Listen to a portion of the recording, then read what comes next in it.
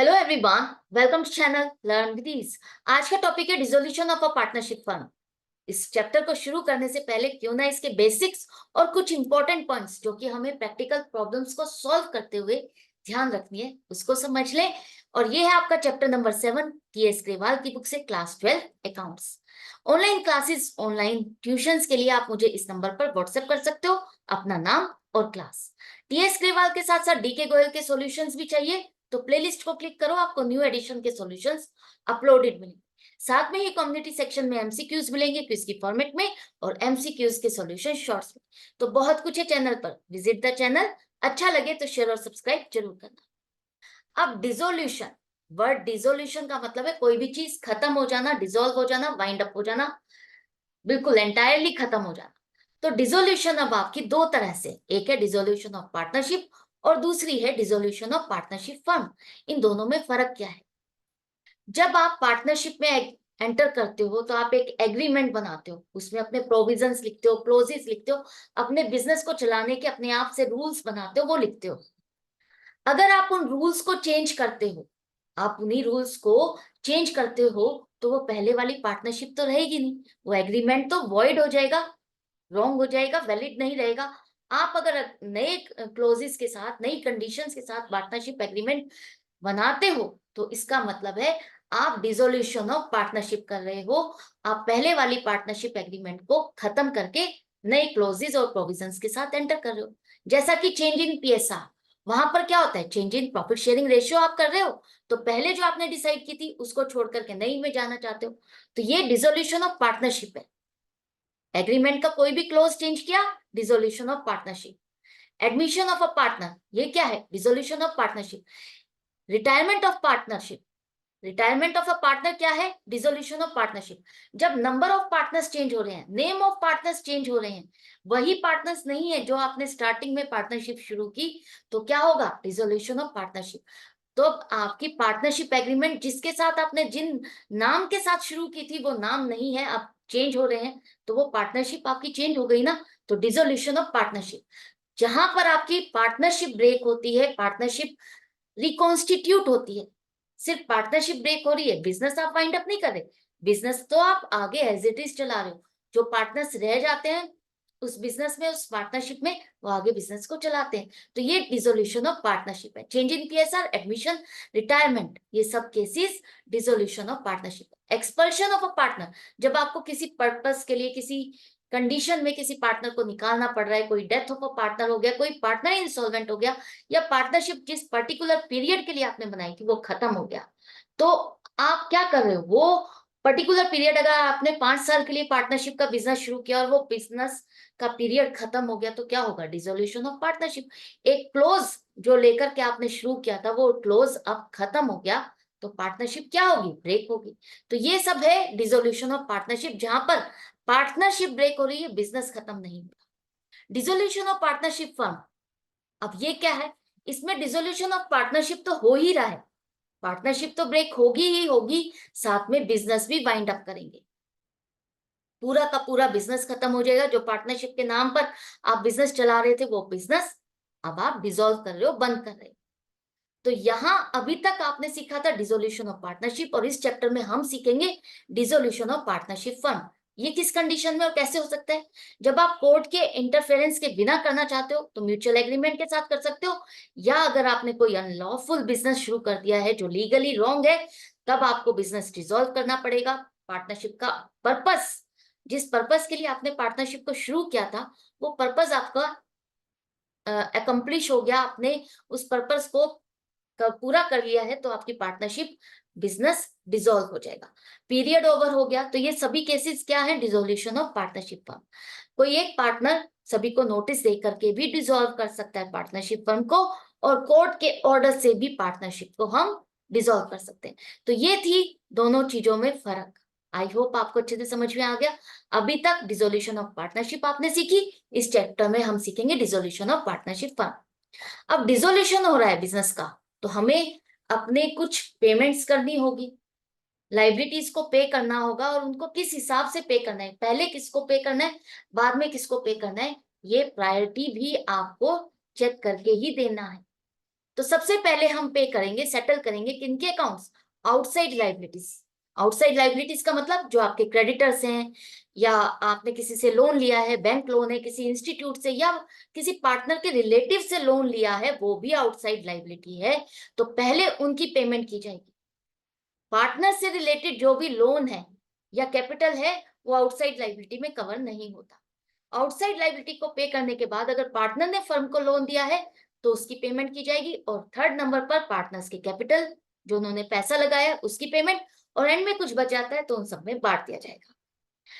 अब डिसोल्यूशन के क्वेश्चन को अटेम्प्ट करते हुए, सॉल्व करते हुए आपको एक पर्टिकुलर सीक्वेंस फॉलो करनी है अकाउंट्स को बनाते हुए। तो पहले आपको बनाना है रियलाइजेशन अकाउंट। अभी तक आप क्या बना रहे थे? चेंज इन पीएसआर या retirement, admission, death of a partner, सभी केसेस में आप रिवैल्यूएशन अकाउंट बना रहे थे, जहां पर हम एसेट्स को रिवैल्यूएट कर रहे थे, एसेट्स और लाइबिलिटीज को। लेकिन अब तो बिजनेस वाइंड अप हो रहा है, अब आपको एसेट्स बेचनी है और लाइबिलिटीज की पेमेंट करनी है, तो एसेट्स और लाइबिलिटीज को आप रियलाइज कर रहे हो, तो इसलिए रियलाइजेशन अकाउंट सबसे पहले बनेगा।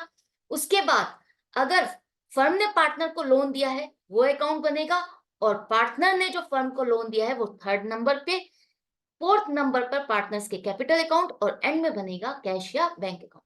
ये सीक्वेंस आपको जरूर से फॉलो करनी है। अगर आपने इसको डिस्टर्ब कर दिया, ऊपर नीचे कर दिया, तो आपके मार्क्स डिडक्ट हो सकते हैं। तो आपको याद रख करके यही सीक्वेंस फॉलो करनी है। अब देख लेते हैं रियलाइजेशन अकाउंट में आप कहां और क्या लिखोगे। सबसे पहले रियलाइजेशन अकाउंट में हमारी बैलेंस शीट में जितनी भी एसेट्स और लाइबिलिटीज है उसको हम लिखेंगे।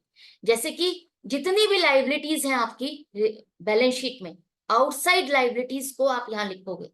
पार्टनर्स के कैपिटल अकाउंट, पार्टनर्स का लोन अकाउंट, वो सब यहाँ पर कवर नहीं होगा। जैसा कि मैंने कहा, सबसे पहले हम आउटसाइड लाइबिलिटीज की पेमेंट करते हैं, तो यहाँ पर सिर्फ आउटसाइड लाइबिलिटीज को ही आप कवर करोगे। क्लियर है? इसके बाद अगर कोई एसेट है जिसके साथ कोई प्रोविजन अटैच्ड है, जैसे कि डेटर्स, और डेटर्स के साथ आपने प्रोविजन फॉर डाउटफुल डेट्स बनाया है, तो वो भी आप लिखोगे कहाँ? क्रेडिट साइड पर। अब अगर किसी एसेट को बेच करके आपको पैसा मिलता है, वो भी आप क्रेडिट साइड पे लिखोगे, और अगर कोई अनरिकॉर्डेड एसेट मिलती है और उसको बेच करके आपको पैसा मिलता है, वो भी यहाँ लिखोगे। पार्टनर ने अगर किसी एसेट को टेक ओवर किया तो भी क्रेडिट साइड पर, और अगर इन केस ऑफ लॉस है, एसेट्स और लाइबिलिटीज को रियलाइज करते हुए आपको लॉस हो रहा है, तो वो आप क्रेडिट साइड पर ही लिखोगे। इसी तरह से रियलाइजेशन अकाउंट में डेबिट साइड पर सभी एसेट्स लिखोगे। कौन सी एसेट? जिसे आप कैश में कन्वर्ट कर सकते हो, लेकिन कैश और बैंक अकाउंट नहीं लिखोगे। फिक्टिशियस एसेट जैसे कि एडवर्टाइजमेंट सस्पेंस अकाउंट, वो यहाँ पर नहीं लिखे जाएंगे। अब जैसे कि आपने एसेट को बेचा तो उसकी पेमेंट को आपने कहाँ लिखा? क्रेडिट साइड पर। उसी तरह से लाइबिलिटीज की पेमेंट अगर आप करते हो तो कहाँ लिखोगे? डेबिट साइड पर। जितनी पेमेंट करोगे आप उतना ही लिखोगे। अगर कोई अनरिकॉर्डेड लाइबिलिटी है उसकी पेमेंट कर रहे हो, वो भी आप लिखोगे डेबिट साइड पर। कोई खर्चा आपको करना पड़ रहा है रियलाइजेशन से रिलेटेड, वो डेबिट साइड पर। और पार्टनर ने अगर किसी लाइबिलिटी या खर्चे को टेक ओवर किया, उसके अकाउंट के साथ आप उसे डेबिट साइड पर ही लिखोगे। प्रॉफिट है तो आप इस केस में डेबिट साइड पे लिखोगे। तो ये था रियलाइजेशन अकाउंट में एसेट साइड, डेबिट साइड पर एसेट्स लिखोगे। कौन सी एसेट्स? जो आप कैश में कन्वर्ट कर सकते हो। क्रेडिट साइड पे वो सारी लाइबिलिटीज जो आउटसाइड लाइबिलिटीज है। इसके बाद एसेट को बेच करके जो पैसा मिलेगा वो क्रेडिट साइड पर। लाइबिलिटीज को पेमेंट करोगे तो कहाँ लिखोगे? डेबिट साइड पर। तो ये मेनली आपको ध्यान रखना है। प्रॉफिट या लॉस होगा तो जैसे आप रिवैल्यूएशन में करते हो, लॉस होगा तो क्रेडिट साइड पर और प्रॉफिट होगा तो डेबिट साइड पर। अब रियलाइजेशन अकाउंट का ये तो आपने समझ लिया, लेकिन इसको बनाते हुए कुछ इंपॉर्टेंट पॉइंट्स है जिस पर आपको ध्यान देना है। फर्स्ट है कि हमें सभी एसेट्स कहाँ लिखनी है रियलाइजेशन अकाउंट में? डेबिट साइड पर, कैश और बैंक अकाउंट को छोड़ करके। अब आपको जो एसेट्स ट्रांसफर करनी है रियलाइजेशन अकाउंट में, वो बुक वैल्यू जो आपने बैलेंस शीट में वैल्यूज शो की हुई है उस वैल्यू से ट्रांसफर करोगे। अगर कोई एसेट कैश में हम कन्वर्ट नहीं कर सकते, जैसे कि एडवर्टाइजमेंट सस्पेंस अकाउंट, मैंने जैसे अभी बताया फिक्टिशियस एसेट्स वो हम ट्रांसफर नहीं करेंगे रियलाइजेशन अकाउंट में। सिर्फ वही एसेट ट्रांसफर होगी जो कैश में कन्वर्ट कर सकते हो, चाहे वो टेंजेबल हो या इनटेंजेबल। अगर गुडविल भी आपकी बैलेंस शीट में आ रही है, शो हो रही है, तो वो भी आपका रियलाइजेशन अकाउंट में आप ट्रांसफर करोगे। इसके बाद जैसा कि मैंने अभी बताया था, अगर कोई एसेट है उसके साथ कोई प्रोविजन जुड़ा हुआ है, जैसे डेटर्स के साथ प्रोविजन फॉर डेट्स है, तो डेटर्स अगर आपके 10,000 के हैं और प्रोविजन आपने 1,000 रुपए का बनाया हुआ है, तो आप नेट अमाउंट से नहीं दिखाओगे, डेटर्स को आप डेबिट साइड पे दिखाओगे 10,000 से, और प्रोविजन फॉर डेट्स को 1,000 रुपए से क्रेडिट साइड पे दिखाओगे। अगर क्वेश्चन साइलेंट है किसी एसेट की रियलाइजेशन से रिलेटेड, वैसे तो आपके पास 10 एसेट हैं बैलेंस शीट में, और 10 में से अगर आपने 8 एसेट्स को लिखा रियलाइजेशन अकाउंट में, और 8 में से 6 के बारे में आपको इंफॉर्मेशन दी है कि इनको बेच करके आपको ये पेमेंट मिली, तो आपने जितनी पेमेंट मिली उस हिसाब से आपने एंट्री कर दी। लेकिन 2 एसेट ऐसी बच गई रियलाइजेशन अकाउंट में जो आपने लिखी, लेकिन उनकी रियलाइजेशन के बारे में कोई इंफॉर्मेशन ही नहीं है क्वेश्चन में, तो उस केस में आप क्या करोगे? तो उस केस में आपको यही मान के चलना है जो उनकी बुक वैल्यू है, जो आपके बैलेंस शीट में वैल्यू आ रही है, उसी अमाउंट पर आपने उसको बेचा और वही पैसा आपको मिल गया। क्लियर है? मान लेते हैं कोई फर्नीचर है, आपने 5,000 से आपने रियलाइजेशन अकाउंट में लिखा, लेकिन क्वेश्चन में आपको उसके बारे में इंफॉर्मेशन नहीं दी कि इसको हमने बेचा या नहीं बेचा, इसको बेच करके हमें कितना पैसा मिला, कुछ नहीं लिखा, तो हम यही मानेंगे कि उस फर्नीचर को हमने बेचा तो हमें 5,000 रुपए ही मिले हैं, तो उसकी रियलाइजेशन वैल्यू आप 5,000 रुपए लेके चलोगे। क्लियर है? अच्छे से याद रहेगा। नेक्स्ट है, अगर कोई लाइबिलिटी है थर्ड पार्टी को देनी है, वो आप रियलाइजेशन अकाउंट में कहाँ लिखोगे? क्रेडिट साइड पे लिखोगे। जैसे कि क्रेडिटर्स हो गए, बिल्स पेबल हो गया, बैंक लोन हो गया, या किसी और थर्ड पार्टी से लोन लिया है, वो सभी।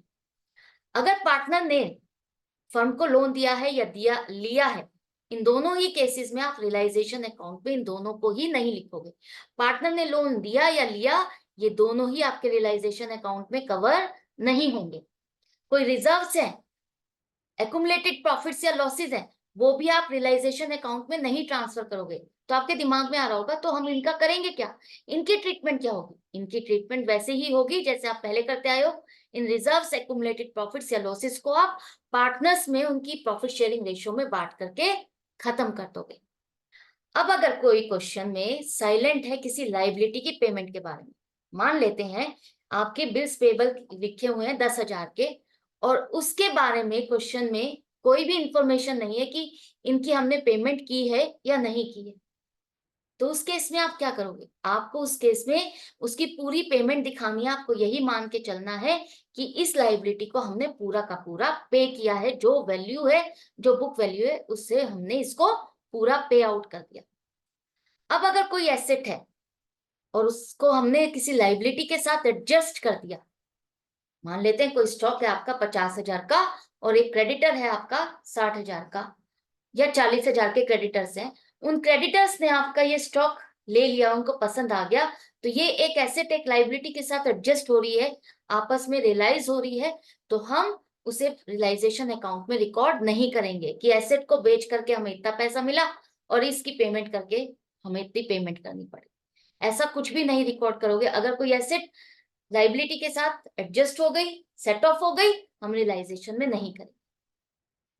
लास्ट में है कि सभी एसेट्स को बेच करके जो भी पैसा मिलेगा रियलाइजेशन अकाउंट में हम क्रेडिट साइड पे लिखते हैं, और लाइबिलिटीज को जो भी हम पे करेंगे वो कहाँ लिखेंगे? डेबिट साइड पे। तो ये सभी इंपॉर्टेंट पॉइंट्स थे जिनको आपको याद रखना है रियलाइजेशन अकाउंट को बनाते हुए। अब बारी आ जाती है, अगर loan by firm to partner है, लोन बाय फर्म, फर्म ने अगर पार्टनर को लोन दिया है तो ये क्या होगा? फर्म के लिए एसेट है। इस केस में क्या किया जाएगा? Not adjusted with the capital balance of that partner. मान लेते हैं ए एक पार्टनर है, उसके कैपिटल का बैलेंस आ रहा है 20,000, और उसने फर्म से लोन लिया हुआ है 5,000 रुपए। तो अगर पार्टनर ए कहे कि मैंने आपसे लोन लिया हुआ है, फर्म से लोन लिया हुआ है 5,000 का, मेरी कैपिटल के साथ एडजस्ट कर दो, तो ये चीज नहीं होगी। अगर फर्म ने पार्टनर को लोन दिया है तो उसे कैपिटल के साथ एडजस्ट नहीं किया जाएगा। पार्टनर को अपना वो लोन पेमेंट पहले करना होगा, सेपरेटली उससे रिकवर किया जाएगा ये उसका लोन जो उसने फर्म से लिया है, उसके बाद उसको कैपिटल पे की जाएगी। तो कैश और bank account debit to partners loan account, जितना भी लोन था वो पेमेंट ली जाएगी। अब बारी आती है, अगर लोन फर्म ने लिया है पार्टनर से, ये तो लाइबिलिटी का केस हो गया। एसेट के केस में तो हम कैपिटल के साथ एडजस्ट नहीं करेंगे, लेकिन अगर पार्टनर ने फर्म को लोन दिया है तो उस केस में यहां पर क्या होगा, इसको सभी आउटसाइड लाइबिलिटीज की पेमेंट के बाद पेमेंट की जाएगी, ये तो हमें पता है, paid after all outside liabilities. तो partners loan account to cash और बैंक अकाउंट, ये तो हमें पता है। अगर पार्टनर है कोई ए, उसका कैपिटल का बैलेंस है 20,000 और उसने फर्म को लोन दिया है 10,000, तो पहले उसके लोन 10,000 की पेमेंट की जाएगी और उसके बाद उसके कैपिटल के बैलेंस की। अब एक सिचुएशन आ जाती है, मान लेते हैं इस पार्टनर ए ने अगर फर्म को लोन दिया 10,000 का और उसके कैपिटल का डेबिट बैलेंस आ रहा है 5,000 रुपए। मतलब डेबिट बैलेंस का मतलब है कि उससे फर्म को पैसा लेना है। तो इस केस में क्या होगा, फर्म कहेगी कि जो पैसा मुझे तुमसे लेना है इसे इस लोन के साथ एडजस्ट कर दो। तो यहाँ पर डेबिट बैलेंस जो कैपिटल का है उस पार्टनर का, उस लोन के साथ एडजस्ट कर दिया जाएगा। तो पार्टनर्स लोन अकाउंट डेबिट हो जाएगा टू पार्टनर्स कैपिटल अकाउंट। उसका जितना भी कैपिटल का बैलेंस था डेबिट, वो फर्म के लोन के साथ एडजस्ट कर दिया जाएगा और बाकी जितना बचता है, मान लेते हैं इसने 10,000 का लोन दिया था, 5,000 का डेबिट बैलेंस था, तो 5,000 का ही लोन और बच गया ना, तो 5,000 का जो बच गया है उसकी पेमेंट की जाएगी। तो ये था मेन पॉइंट है। कई बार एमसीक्यूज या केस स्टडी बेस्ड क्वेश्चंस में आपसे पूछ लिया जाता है कि इस केस में किस तरह से पेमेंट की जाएगी, कितनी अमाउंट की पेमेंट की जाएगी। अब बारी आती है कि रिजर्व्स और एक्युमुलेटेड प्रॉफिट्स, उनका कैसे ट्रीटमेंट होगा। जैसे कि WCR, जिसे हमने admission, retirement, death of a partner सब जगह पर हमने समझा किस तरह से करते हैं। यहां पर थोड़ा सा डिफरेंट है। अगर WCR है आपका, वर्कमैन कंपनसेशन रिजर्व है, लेकिन क्लेम नहीं, तो ये पूरा का पूरा रिजर्व है। और जैसा कि मैंने कहा कि अगर रिजर्व्स हैं तो वो हम पार्टनर्स में बांट देंगे उनकी प्रॉफिट शेयरिंग रेशियो में और वो खत्म हो जाएगा। लेकिन वर्कमैन कंपनसेशन रिजर्व है और उसके साथ आपका क्लेम भी आ रहा है, लेकिन क्लेम रिजर्व से कम है। मान लेते हैं रिजर्व है आपका 20,000 का और क्लेम आ रहा है 7,000 का। 20,000 का रिजर्व है और क्लेम 7,000 का है, तो 13,000 का रिजर्व आपका बच जाएगा। हम इस क्लेम को सेटल कर सकते हैं ना, हमारा रिजर्व काफी है इस खर्चे को एडजस्ट करने के लिए। तो इस खर्चे को हम अपने रिजर्व के साथ एडजस्ट कर देंगे 7,000 को, और बाकी 13,000 जो बच जाएंगे वो बाकी रिजर्व की तरह से पार्टनर से बांट दिया जाएगा। लेकिन अब ये जो क्लेम है जो 7,000 का, इसका अब आप क्या करोगे, जितना क्लेम है उतनी अमाउंट का रिजर्व आप रियलाइजेशन अकाउंट में ट्रांसफर करोगे। मान लेते हैं 20,000 का आपका रिजर्व था, तो workman compensation reserve account debit करो 20,000 से और रियलाइजेशन अकाउंट में आप 7,000 से ट्रांसफर करोगे। जैसे आप प्रोविजन फॉर वर्कमैन कंपनसेशन दिखाते थे ना, उसी तरह से अब हम फाइनलाइज कर रहे हैं, बिजनेस को वाइंड अप कर रहे हैं, तो उस केस में ये आपने लाइबिलिटी एक्सेप्ट की, इतना खर्चा है, जिसे अब आप जैसे और लाइबिलिटीज दिखा रहे हो उसी तरह से ये लाइबिलिटी भी आप दिखाओगे कि हाँ ये मेरी लाइबिलिटी है, 7,000 का खर्चा है। तो टू रियलाइजेशन अकाउंट में 7,000 ट्रांसफर करोगे, बाकी 13,000 हम पार्टनर से बांट करके खत्म कर देंगे। यहां पर अब आगे तो बिजनेस आप चलाने वाले नहीं हो, तो इसकी आपको पेमेंट भी दिखानी है। ये अब आपने लाइबिलिटी एक एक्सेप्ट कर ली 7,000 की, तो ये 7,000 की अब आपको पेमेंट भी दिखानी है। Realisation account debit to bank account, debit side पर अब आप इसकी पेमेंट दिखाओगे, 7,000 से पेमेंट हो रही। आई होप ये आपको समझ में आ गया। अब जब क्लेम और WCR दोनों सेम है, रिजर्व भी 20,000 का है और क्लेम भी 20,000 का है, तो पूरा का पूरा खर्चा हम अपने रिजर्व के साथ एडजस्ट कर सकते हैं, रिजर्व कुछ भी नहीं बचेगा। हाँ, अब आपका क्लेम जो खर्चा अब आपने एक्सेप्ट किया है, तो ये रिजर्व WCR पूरा का पूरा 20,000 आपको कहाँ ट्रांसफर करना होगा, रियलाइजेशन अकाउंट। कहां पर, क्रेडिट साइड पर दिखाओगे कि हाँ वर्कमैन कंपनसेशन रिजर्व, मैंने इस खर्चे के लिए ये रिजर्व बनाया था, ये लाइबिलिटी है। अब उस खर्चे की पेमेंट हम करेंगे कैसे, realisation account debit to bank account. Clear है। नेक्स्ट है, अगर आपका क्लेम ज्यादा है, WCR से रिजर्व से क्लेम ज्यादा है, तो उस केस में क्या होगा, मान लेते हैं रिजर्व है आपका 20,000 का और क्लेम आ रहा है 25,000 का, तो 5,000 ज्यादा हो गया खर्चा।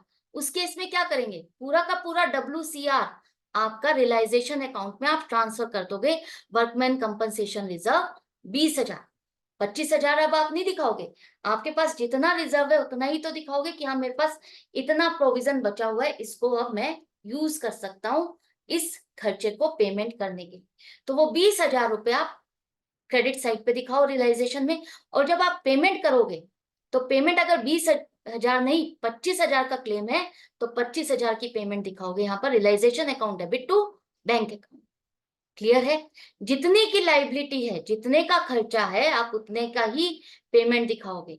रिजर्व आपने जो दिखाया हुआ है, जितना आपके पास था, जो आप खर्चा एडजस्ट कर सकते थे, वो आपने एडजस्ट कर दिया। ये चारों केसेस आई होप आपको अच्छे से समझ में आ गए। पहले वाले चैप्टर्स में और इस चैप्टर में क्या फर्क है, इतना समझ में आ गया। इसी तरह से आपका था investment fluctuation reserve. Investment fluctuation reserve में टोटली चेंज है। यहां पर आपको क्या करता है, रियलाइजेशन अकाउंट में आप तभी ट्रांसफर करोगे इन्वेस्टमेंट फ्लक्चुएशन रिजर्व को जब आपके पास एसेट्स में इन्वेस्टमेंट्स भी। जब इन्वेस्टमेंट्स और इन्वेस्टमेंट फ्लक्चुएशन रिजर्व दोनों चीज है बैलेंस शीट में, तो आपको दोनों चीज पूरी पूरी बुक वैल्यू से ट्रांसफर कर देनी है रियलाइजेशन अकाउंट में। इन्वेस्टमेंट्स आप कहां शो करोगे, रियलाइजेशन अकाउंट में डेबिट साइड पर, और investment fluctuation reserve credit side पर। लेकिन अगर सिर्फ इन्वेस्टमेंट फ्लक्चुएशन रिजर्व है, इन्वेस्टमेंट नहीं है, तब आप इस इन्वेस्टमेंट फ्लक्चुएशन रिजर्व को रियलाइजेशन अकाउंट में ट्रांसफर नहीं करोगे, और ये एक दूसरे प्रॉफिट्स और रिजर्व्स की तरह से आप पार्टनर्स में डिस्ट्रीब्यूट कर दोगे। क्लियर है? आई होप आपको अच्छे से समझ में आ गया। तो ये थे कुछ बेसिक्स, कुछ इंपॉर्टेंट पॉइंट्स, कुछ इंपॉर्टेंट टर्म्स जो कि आपको ध्यान रखनी है इस चैप्टर को सॉल्व करते हुए, समझते हुए। तो अब नेक्स्ट वीडियो में मिलते हैं प्रैक्टिकल प्रॉब्लम्स को सॉल्व करने के लिए। लेकिन आपको मेरे साथ कनेक्टेड रहना है, सॉल्व करते रहना है, प्रैक्टिस जारी रखनी है। Goodbye and take care.